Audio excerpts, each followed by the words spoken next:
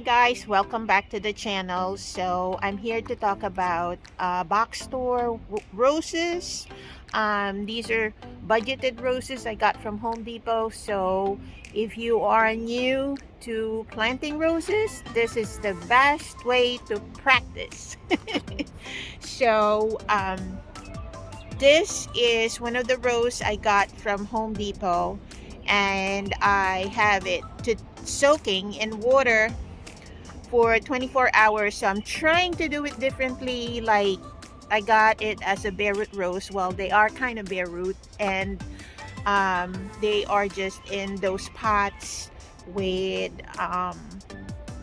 cocoa peat, and I will show you right now how it looks like so you have an idea. So they were in this pot. I think this was a steal. I got 3 of them.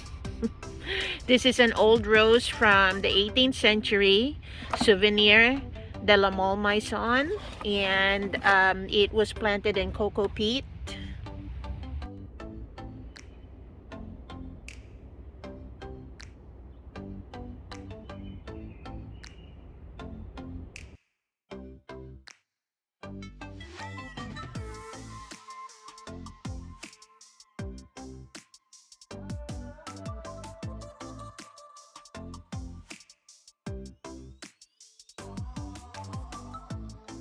Have it here soaking in water. It's been 24 hours now, so we are going to be planting it later. Actually have some videos on planting roses, so just go on to that video because I'll be potting these guys, and I also have a video about planting them in the ground.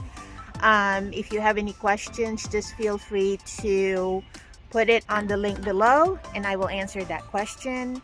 And thank you for watching, guys. If you like any of these videos, like this time I'm featuring this box store roses, which is at $12.98 from Home Depot. This is not sponsored. I bought them because I want to see if I can keep them alive in my garden.